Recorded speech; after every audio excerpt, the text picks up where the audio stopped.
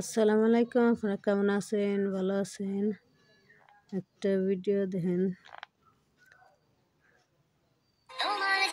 এই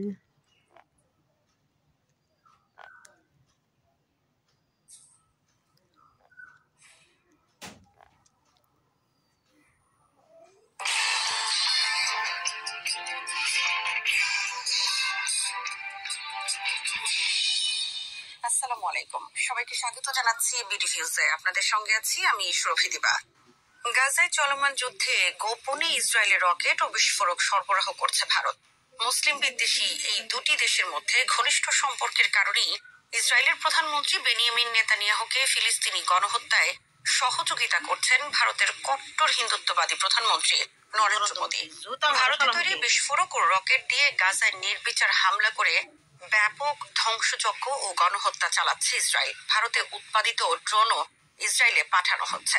গাজা যুদ্ধে ভারত কিভাবে ইসরায়েলকে অস্ত্র সরবরাহ করছে তা নিয়ে আল জাজিরার অনুসন্ধানের ভিত্তিতে বিস্তারিত থাকছে মোতালেব জামালির প্রতিবেদনে।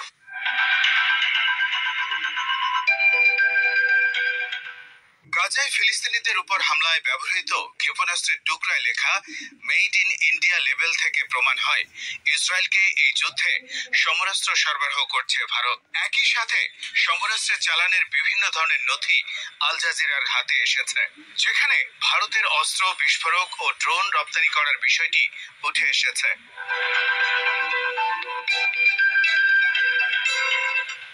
গত 15 মে ভোরে স্পেনের কার্তাজেনা বন্দরে উপকূলের অদূরে এসে পৌঁছে ভারত থেকে আসা বোরকাম নামের একটি পণ্যবাহী জাহাজ। সেখানে এই জাহাজের বিরুদ্ধে ফিলিস্তিনি পতাকা উড়িয়ে বিক্ষোভ করেন স্পেনের কয়েকশো ফিলিস্তিনি সমর্থক। তাদের দাবি, এই জাহাজে করে ইসরায়েলে অস্ত্র নিয়ে যাওয়া হচ্ছে। তারা সন্দেহজনক এই জাহাজটি তল্লাশি করে দেখার জন্য স্পেন সরকারের প্রতি আহ্বান জানান।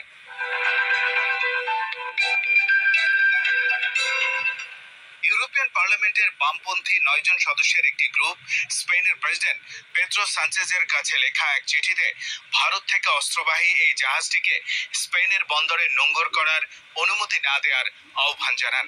তারা সতর্ক বার্তা উচ্চারণ করে বলেন, গাজায় ফিলিস্তিনিদের উপর গণহত্যা চালানোর জন্য বর্তমান তদন্তের আওতায় রয়েছে ইসরায়েল। কাজেই সেই দেশে যাওয়ার উদ্দেশ্যে স্পেনের বন্দরে আসা অস্ত্রবাহী জাহাজটিকে কোনো ক্রমেই নোঙর করতে দেওয়া উচিত হবে না।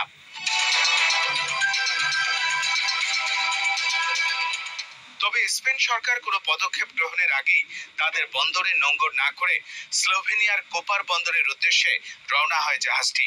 এর ফলে জাহাজটি নিয়ে সন্দেহ আরো বেড়ে যায়। আল জাজিরার হাতে কিছু নথি এসেছে, যা থেকে জানা গেছে এই জাহাজটিতে ভারত থেকে আনা বিস্ফোরক উপকরণ বোঝাই করা ছিল। এর শেষ গন্তব্য ছিল ইসরায়েলের বন্দর আশদোদ। এই বন্দরটি গাজা উপত্যকা থেকে প্রায় 30 কিলোমিটার দূরে অবস্থিত।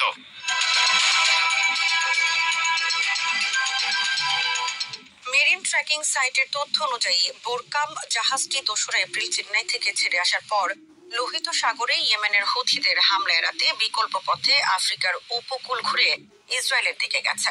এসব নথি সংগ্রহ করেছে solidarity network against the Palestinian occupation বা রেসকপ। আল জাজিরার সংগৃহীত নথি থেকে জানা গেছে বোরকাম নামের জাহাজটিতে 20 টন রকেট ইঞ্জিন, 12.5 টন বিস্ফোরক যুক্ত রকেট, 1,500 কেজি বিস্ফোরক এবং 740 কেজি চার্জ ও কামানের প্রোপেলান্ট ছিল। তবে জাহাজটির বাণিজ্যিক ব্যবস্থাপনার দায়িত্বে থাকা জার্মান প্রতিষ্ঠান MLB ম্যানফ্রেড লতারজুং এক বিবৃতিতে আল জাজিরাকে জানিয়েছে, জাহাজে এমন কোনো অস্ত্র বা পণ্য বোঝাই করা হয়নি যেটার গন্তব্য ইসরায়েল।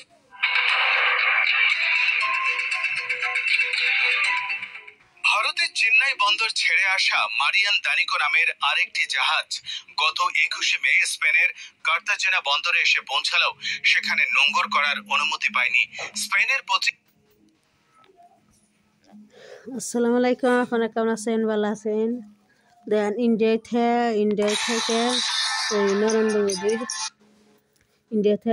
মোদীর ফিলিস্তিনিয়নে ইসরায়েলের হলে তোমার হলে টন যে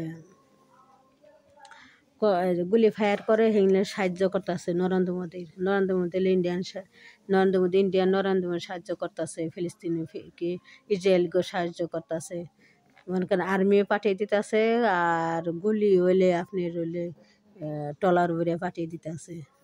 এই ভারতের হিন্দুরা এই বিজেপি হিন্দু আমাকে মুসলমান মারতাছে বলে ইসরায়েলকে হাতে যোগ দিয়ে ফিলিস্তিনকে মারতাছে বিজেপিরে এই দেশে যাইয়া। তাহলে দেখছেন এই নরেন্দ্র মোদী একটা শয়তান জানোয়ার। নরেন্দ্র মোদী শয়তান জানোয়ার নয়, বাংলাদেশে মারবার চায় মানে এই দেশে মারতাছে। দেখছেন আমার ভিডিওটা আপনারা দেখেন, দেখে লাইক করেন, কমেন্ট করেন, শেয়ার করেন।